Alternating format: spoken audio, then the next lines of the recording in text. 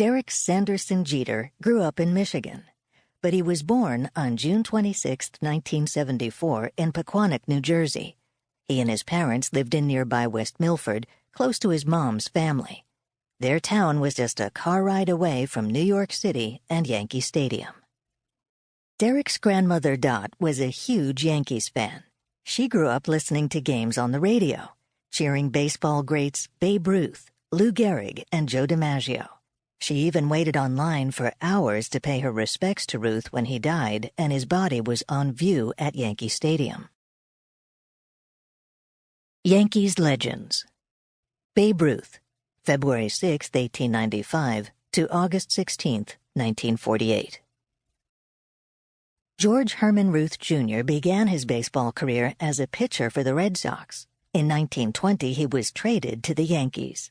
He played outfield and became a slugging sensation, breaking his own single-season home run record 3 times. His 1927 record of 60 home runs stood for 34 years. Ruth was a Yankee for 15 years and made newspaper headlines for his outsized personality as well as his skill. He was an original member of the Baseball Hall of Fame, elected in 1936.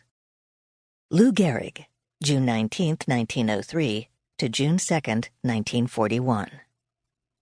Gehrig, a born and bred New Yorker and a Yankee from 1923 to 1939, played with Ruth for 12 years.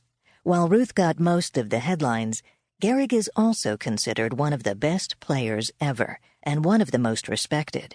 He retired in 1939 when he was diagnosed with a fatal illness, ALS, now known as Lou Gehrig's disease. His farewell speech included these famous words, "Today, I consider myself the luckiest man on the face of this earth." He died about 2 years later, keeping his Yankees captain title until the end.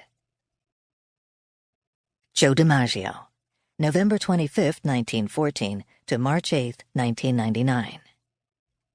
DiMaggio played with Gehrig for over 3 years as a Yankees center fielder. He was known for his style and grace on and off the field.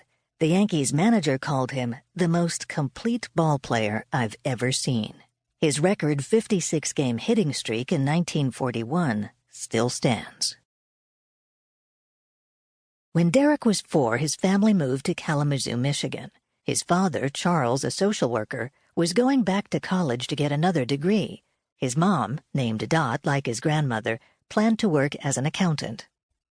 The move wasn't easy.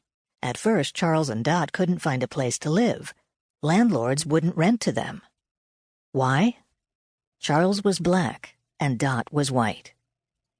Derek's dad had grown up in Alabama with his mother and 4 sisters. Back then in the South, black people lived in a separate world from white people. It wasn't by choice.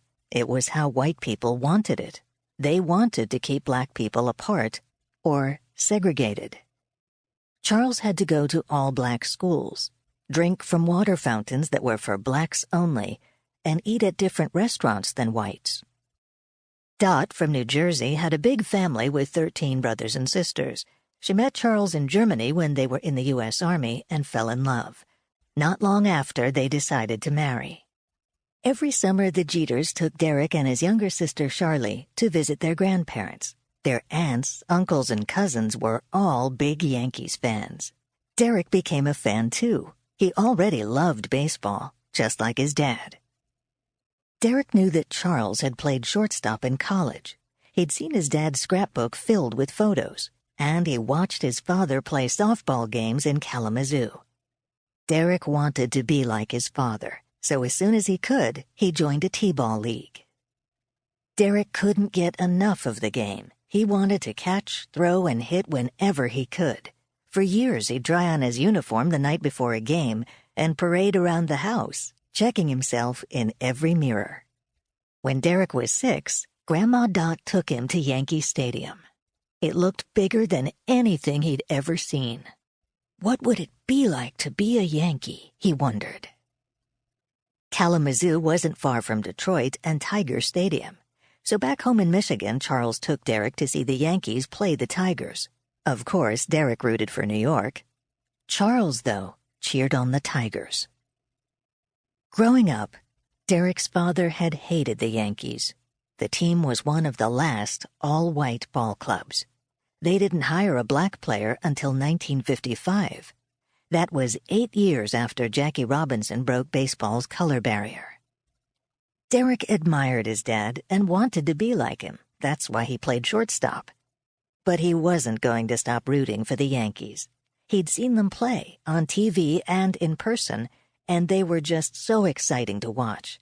Derek had a poster of his favorite player, Dave Winfield, hanging on his bedroom wall. He always wore Yankees jerseys, baseball caps, and jackets. Derek was a Yankees fan through and through.